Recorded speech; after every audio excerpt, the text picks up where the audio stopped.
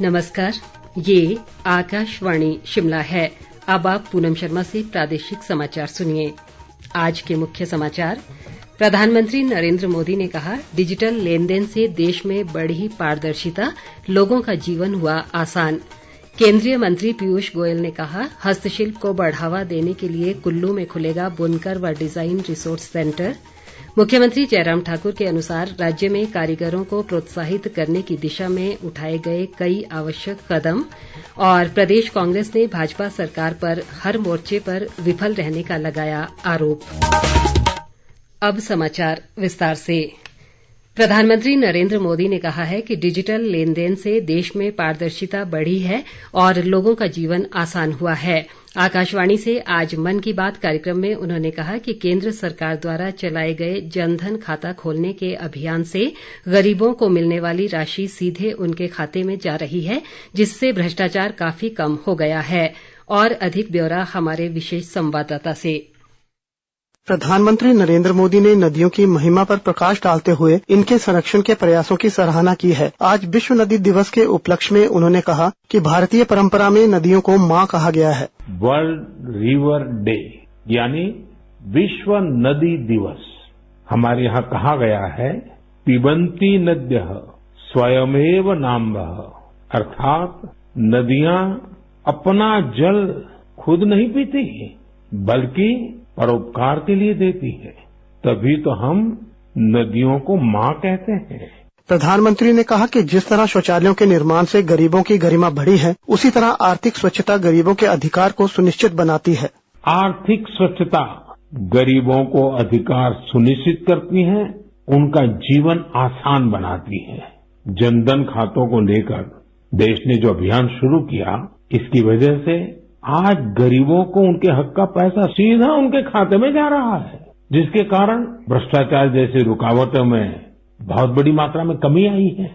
आर्थिक स्वच्छता में टेक्नोलॉजी बहुत मदद कर सकती है। हमारे लिए खुशी की बात है, आज गांव देहात में भी फिनटेक यूपीआई से डिजिटल लेन देन करने की दिशा में सामान्य मानवी भी जुड़ रहा है, उसका प्रचलन बढ़ने लगा है। अब फिनटेक का महत्व बहुत बढ़ रहा है। प्रधानमंत्री ने बताया कि यूपीआई से पिछले माह अगस्त में 355 करोड़ से अधिक का लेन देन किया गया है। पिछले अगस्त महीने में एक महीने में यूपीआई से 355 करोड़ ट्रांजैक्शन हुए, यानी करीब करीब 350 करोड़ से ज्यादा ट्रांजैक्शन। यानी हम कह सकते हैं कि अगस्त के महीने में 350 करोड़ से ज्यादा बार डिजिटल लेन देन के लिए यूपीआई का इस्तेमाल किया गया है। आज एवरेज 6 लाख करोड़ रुपए से ज्यादा का डिजिटल पेमेंट यूपीआई से हो रहा है। प्रधानमंत्री ने कहा कि कोविड महामारी ने देशवासियों को बहुत कुछ सिखाया है, इससे स्वास्थ्य के प्रति लोगों में जागरूकता बढ़ी है। उन्होंने कहा कि हमारे देश में पारंपरिक रूप से प्राकृतिक उत्पाद उपलब्ध हैं, जिन्हें बढ़ावा देने के प्रयास किए जा रहे हैं। आज के हालत में जिस प्रकार मेडिसिनल प्लांट और हर्बल उत्पादों को लेकर दुनिया भर में लोगों का रुझान बढ़ा है, उसमें भारत के पास अपार संभावनाएं हैं।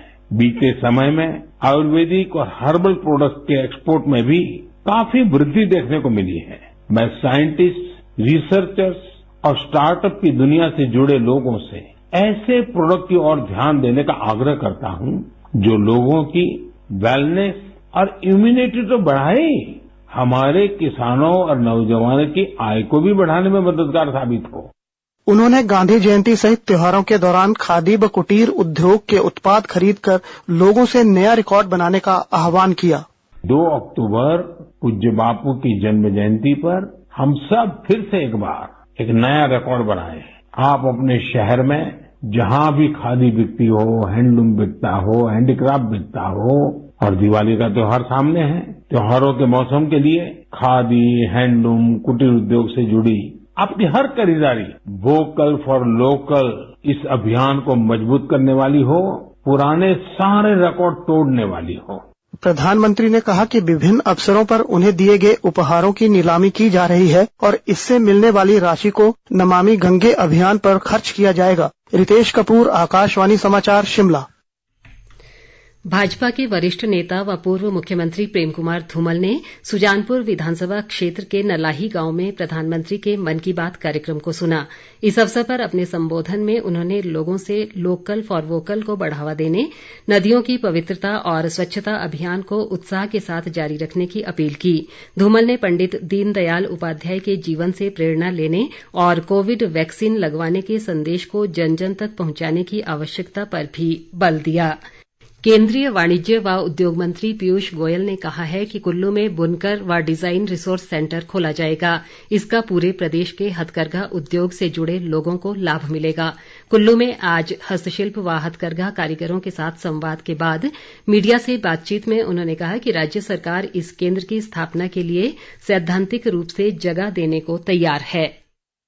एक full fledged weaver service centre और डिजाइन रिसोर्स सेंटर कुल्लू में बनाया जाएगा। राज्य सरकार और केंद्र सरकार मिलके इस सेंटर को जल्द से जल्द शुरू करेगी। कुल्लू की शॉल्स, कुल्लू के मेटल के प्रोडक्ट्स, ये सब चीजों को और पूरे हिमाचल में वीवर्स को अच्छी डिजाइन मिले, अच्छी ट्रेनिंग मिले, स्किल डेवलपमेंट हो, उसके लिए सेंटर बहुत लाभकारी होगा। केंद्रीय मंत्री ने कहा कि पिछले 50 वर्षों के दौरान प्रदेश में हथकरघा व हस्तशिल्प क्षेत्र में जो तरक्की हुई है वो सराहनीय है। उन्होंने कहा कि केंद्र सरकार ने हस्तशिल्प वस्तुओं के प्रोत्साहन के लिए एक समिति गठित की है जो इनकी गुणवत्ता, डिजाइन और विपणन को बेहतर बनाने के सुझाव सरकार को देगी। उन्होंने इसी प्रकार की समिति प्रदेश में गठित करने का सुझाव भी दिया। संवाद के दौरान मुख्यमंत्री जयराम ठाकुर ने कहा कि राज्य सरकार बुनकरों को पेश आने वाली समस्याओं को सुलझाने के लिए प्रयासरत है। उन्होंने कहा कि राज्य में कारीगरों को प्रोत्साहित करने की दिशा में आवश्यक कदम उठाए गए हैं।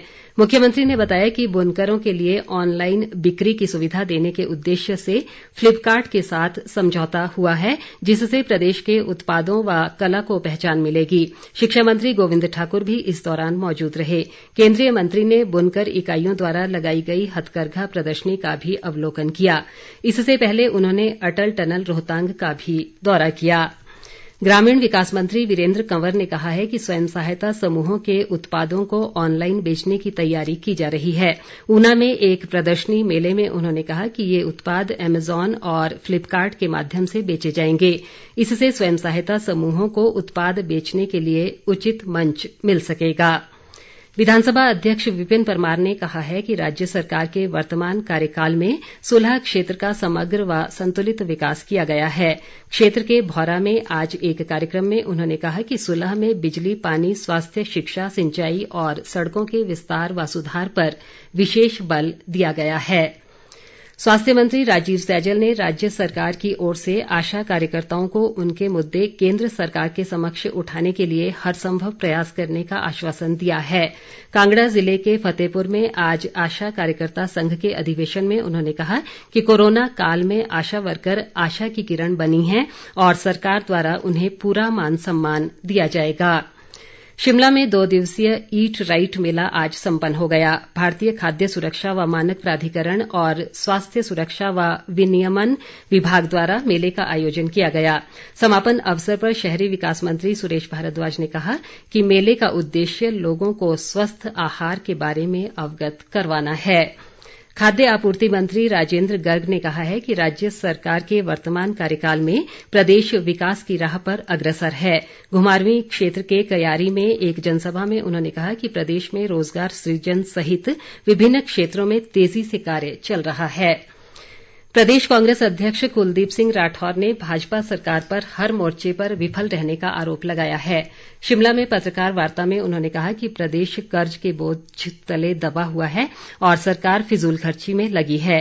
राठौर ने कहा कि भाजपा की लोकप्रियता लगातार कम होती जा रही है और यही वजह है कि मुफ्त राशन के नाम पर भी भाजपा राजनीति कर रही है। अंत में मुख्य समाचार एक बार फिर। प्रधानमंत्री नरेंद्र मोदी ने कहा, डिजिटल लेन देन से देश में बढ़ी पारदर्शिता, लोगों का जीवन हुआ आसान। केंद्रीय मंत्री पीयूष गोयल ने कहा, हस्तशिल्प को बढ़ावा देने के लिए कुल्लू में खुलेगा बुनकर व डिजाइन रिसोर्स सेंटर। मुख्यमंत्री जयराम ठाकुर के अनुसार राज्य में कारीगरों को प्रोत्साहित करने की दिशा में उठाए गए कई आवश्यक कदम। और प्रदेश कांग्रेस ने भाजपा सरकार पर हर मोर्चे पर विफल रहने का लगाया आरोप। इसी के साथ ये समाचार बुलेटिन समाप्त हुआ। नमस्कार।